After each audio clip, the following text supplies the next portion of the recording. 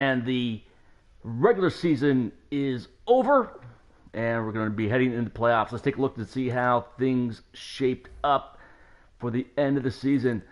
We'll go division by division. AFC North, just like in 2016, the Steelers win the division. Surprisingly, the Browns come in at 6-10. Bengals, of course, struggled in 2016 as well. Ravens, big surprise here, finishing at the bottom. Not the worst record in the league. They're 31st, but at 4-12. They were in almost every single game. That could have gone either way. They could have absolutely been a wild card team. AFC South, really struggling division. Lots of injuries. Mariota is out for the year, but the Titans do finish 8-8 and win the division. Jags and Texans were right there, just barely finished on the outside. And just as in 2016, Colts struggled, finishing 6-10. AFC East, like this is any type of surprise. Patriots take the division once again. Nice 12-4 mark. They did tie Oakland with the best record in the AFC, but the Raiders won the tiebreaker. Bills sneak into the playoffs with 8-8 record. They could be a big surprise. They've been having some big games. Dolphins and the Jets finish outside. Raiders, of course, win the division. Same record they had in the actual 2016 season. The only difference is they actually won the key games. They swept Denver. And instead of having an issue with the Chiefs, who finished a disappointing 5-11, if the Raiders would have been swept by the Broncos just as they were in the Chiefs in real life, the Raiders would have had the wild card instead of getting the division championship. Over in the NFC side, the Packers dominate just when it counted, finishing off 12-4. Lions sneak in at 10-6. Vikings and Bears rounded out, which we expected. NFC South, Falcons win the division 11-5. Saints and Panthers, they were right there and just missed the playoffs. The Bucks wind up in the cellar. Eagles and Redskins are in. Cowboys barely missed the playoffs. And surprisingly, the Giants at 4-12.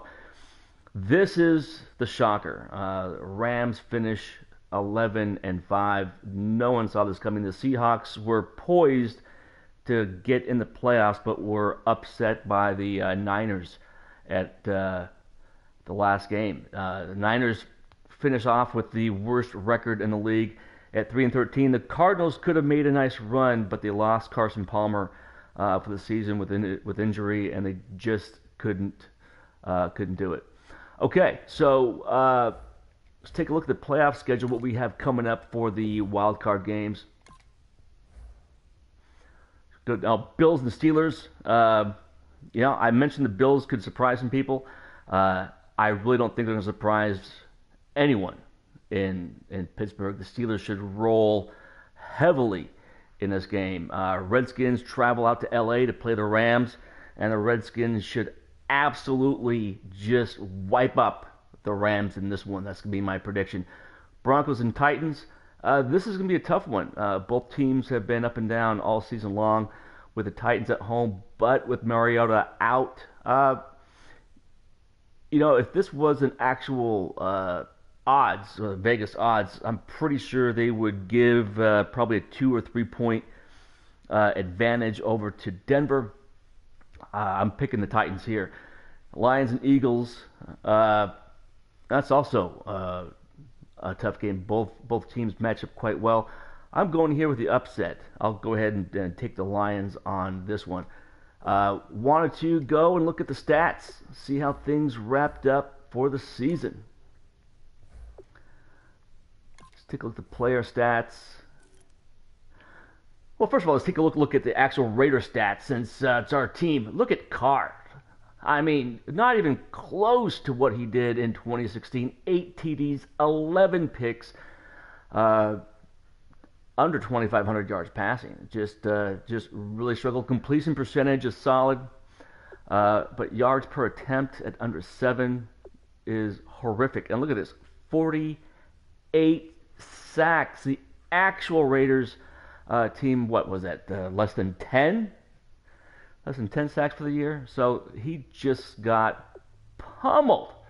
Played in 13 games, but he had major injury problems and just could not get on track. Hopefully he's gonna perform well in the playoffs. Murray just missed getting 1,000 yards, but a nice healthy 4.8 yards a carry. Don't let that fool you, because a lot of runs he just didn't finish. He had this great 92-yard run in San Diego down to the 5-yard line, and the offense could not punch it in. All he had to do was just look back, do a stiff arm, and he would have been in the end zone. That was classic Murray. A lot of third down runs which came up a yard short of their first down. DeAndre Washington, the 3.9-yard average is also deceiving. He had a beautiful 67-yard run. I believe that was the last, it was against Denver, the last game of the year, which helped propel the Raiders to get the division championship. But so many of his runs ended up being tackle for losses. He did have also a great screen pass. I think it was the 35-yarder that Raiders were deep in their own territory, and he helped bring them back out. Rashard, this is a huge disappointment. Just barely over 3 yards a carry. Did not do well. You see the 16 broken tackles, but even with that many broken tackles, and also you have the 78-yard run, he just didn't produce the same explosiveness as the real Rashard did for the Raiders. So the receiving aspect, look at Clive Walford is the leading receiver with 56 catches. Andre Holmes, who was the third receiver who went out with a broken collarbone and he's done for the year, was second with 45. Amari Cooper started all 16 games and only wound up with 44 catches. This is probably the biggest disappointment of the entire Raiders season. This is just an absolute joke. DeAndre Washington with 37 catches. Murray, Brown. Look at Crabtree, 18 catches. And it has down here that he played 10 games. That's deceiving, because Crabtree was injured 3 times during the season, and most of those, actually all 3, he got injured early in the game. So, he did not play in 10 games. I highly doubt he was held to 1.8 yards per, 1.8 catches per game.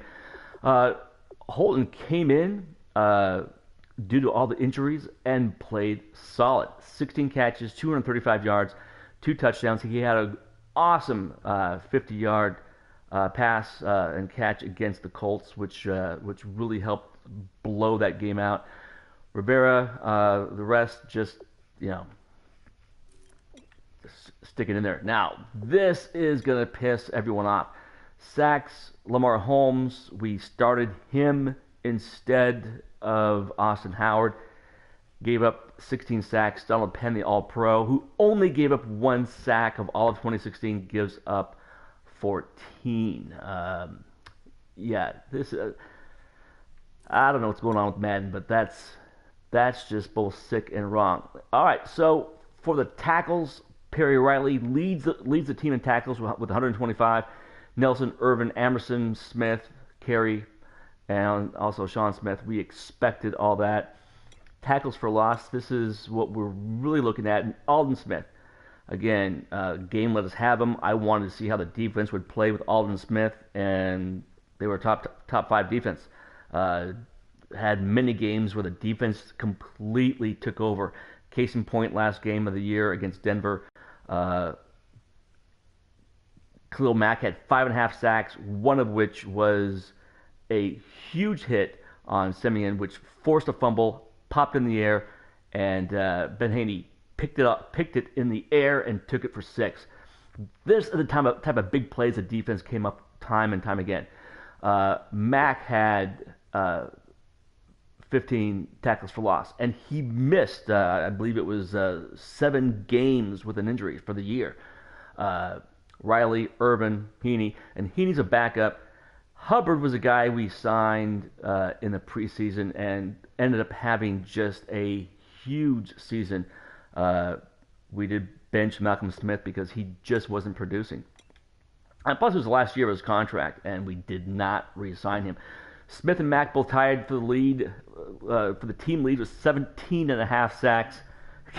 Mack 5.5 in the season finale. Look at Hubbard and Ward.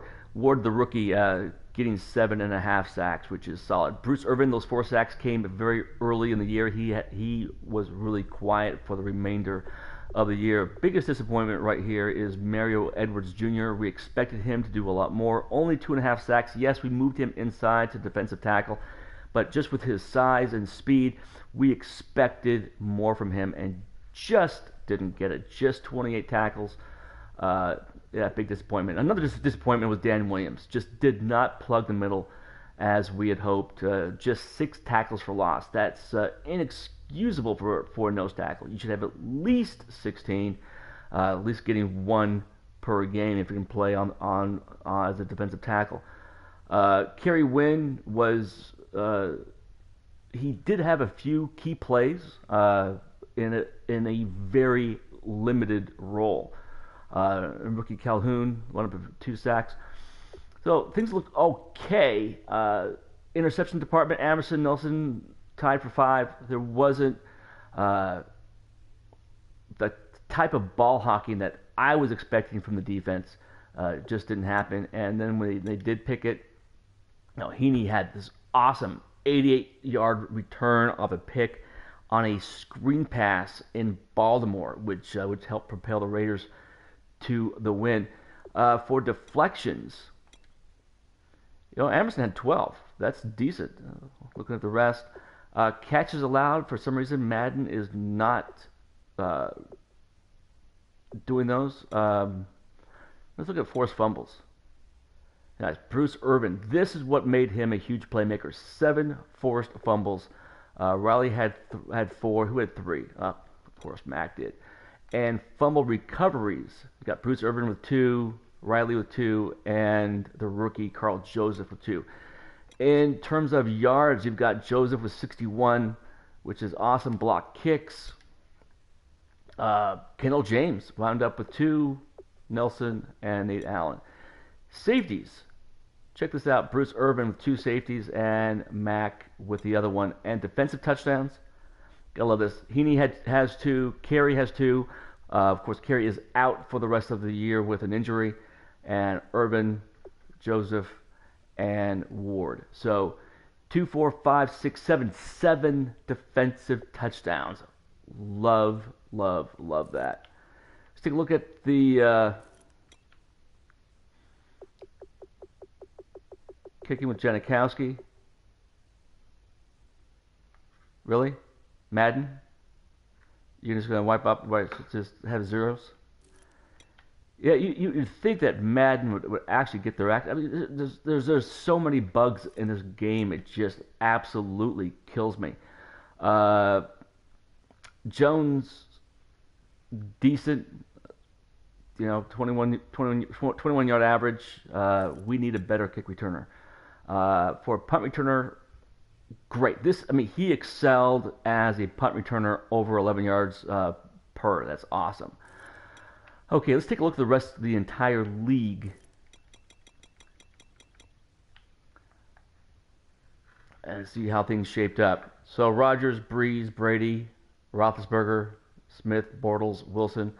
None of those are big surprises.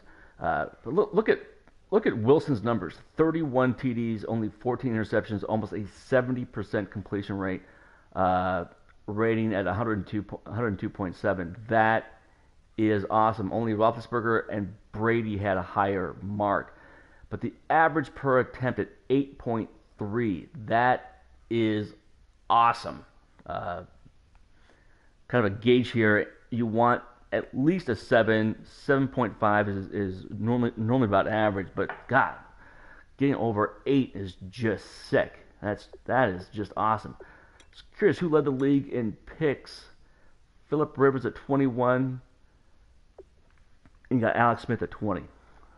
Okay. All right, rushing. Huge surprise. Theo Riddick leads the league in rushing with a healthy 5 yards a carry. Bell is right behind him. But look at that, 6 yards a carry on average. Bell, what a stud. Stewart, Forte, Gordon, Gurley, Lacey, all those aren't any big surprises there. Curious who had the longest run. Wow, Jonathan Stewart with a 96. Oh my God, Danny Woodhead, the white guy, turns out a 96-yarder. And of course, we had the Murray with his 96-yarder. Receiving, I hate it that they do the sort on receptions. Who gives a shit about how many catches you had? You want to know how many yards you had. You don't sort the running backs on attempts. Antonio Brown continues to dominate, almost 1,700 yards. Cooks, Edelman, Nelson, Green, Fitzgerald, Golden Tate. None of those are really surprising. In terms of receiving touchdowns, Baldwin and Adams both tied at 12. That's pretty decent. Who had the longest catch for the year? Jimmy Langford with a 92-yarder. Watkins with an 85. Golden Tate, 84. Not bad. Edelman comes in with an 82. That's pretty sweet.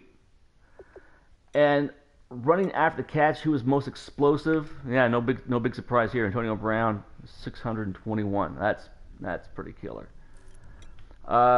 Blocking, for some reason, they're not going to show us how many pancakes they had, but I'm curious who gave up the most sacks. See, dude, come on. Really? 30 sacks, Madden? Really? Okay. On the defensive side, Mosley leads the league, 157. I want to see it for tackles for loss. Damon Harrison with 18. That's solid. Of course, J.J. Watt didn't get injured in this replay, which is why he's near the top.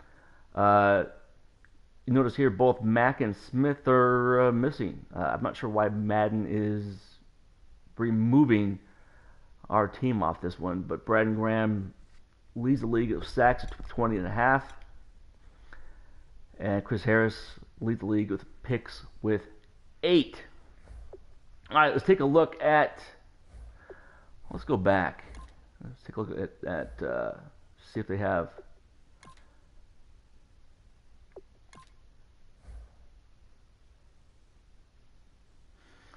Okay, so the NFL MVP, surprisingly, Russell Wilson wins it. Do we have anybody in there? Nope. Rounds out the top 10. Coach of the Year, awesome. Jack Del Rio brings it home. That is awesome. Of course, Belichick doesn't allow his name to be used, so they get this guy. Check him out, Griffin Murphy. McCarthy, Fisher, Tomlin, Quinn. Yeah, Fisher is number 4, even though he got fired for just sucking it up. Well, that's it. That's all you're going to give us? Okay, Offensive Player of the Year. Why does it give us for the whole NFL? Come on, Madden. Really? All right. So let's take a look at the AFC side. Roethlisberger wins Offensive Player of the Year. Any Raiders? Nope. Defensive Player of the Year. Going through. Okay, Alden Smith winds up at number 8, but no Khalil Mack. That's surprising with the kind of year he had. But at least we get a guy in the top 10. Offensive Rookie of the Year, Cody Kessler gets it for the Browns. And really? Percy Harvin as Offensive Rookie of the Year. Andrew Washington, really, he's in the top 10. That's pretty surprising. Probably all the catches he had. Yes, absolutely. Joey Bosa deserved it. Looking down at the rest. All right, best quarterback, Roethlisberger takes it. Best running back with Bell. Best wide receiver. We won't be listing our receivers injured. Best offensive lineman. Well, Semele wins it. And Donald Penn is number 3, despite what? Dude, what do you have? Like like 14 sacks given up. So, and then Rodney Hudson. So the Raiders get 3 in the top 10. Not too bad. Best defensive lineman, Alden Smith. 2, Mack at 3. Pretty sweet. Best linebacker.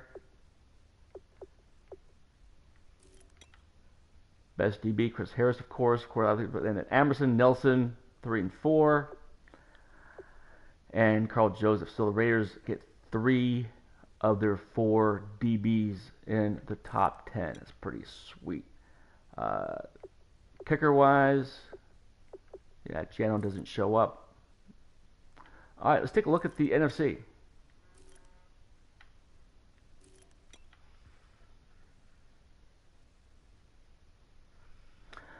Okay, let's take a look. Offensive player of the year, of course, Wilson gets it since he won the league MVP. Defensive player of the year, you gotta love Luke since this is the second time he's won the award. And Kuechly is just a stud. Ezekiel Elliott wins it just as he did in real life. Dak Prescott finishes in the top 4. I guess Jared Goff had a decent year. Of course, the Rams just did extremely well. And Defensive Rookie of the Year, Deion Jones. The rest. Okay, best quarterback. What? Really? Wilson wins the league MVP, but not the best quarterback. All right. Okay. Best running back, of course, Riddick gets it since he led the league. Best wide receiver, Devontae Adams had a great season. Beckham Jr. Offensive line.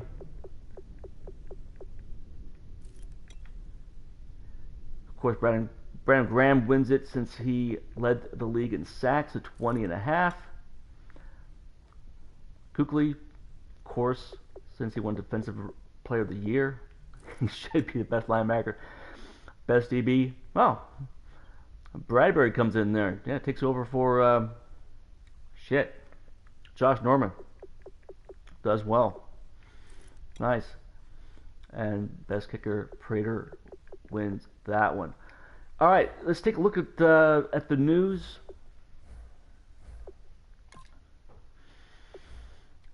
See what we got here. Any big news to wrap up the season? Of course, Russell Wilson wins the MVP. I'm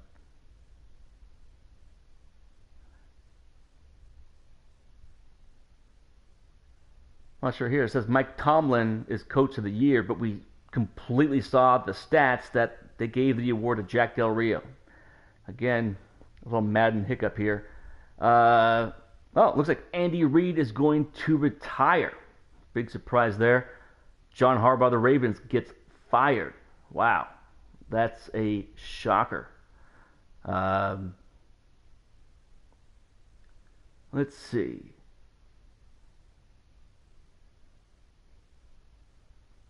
Okay. Nothing else that really jumps out. Falcons are getting a new stadium.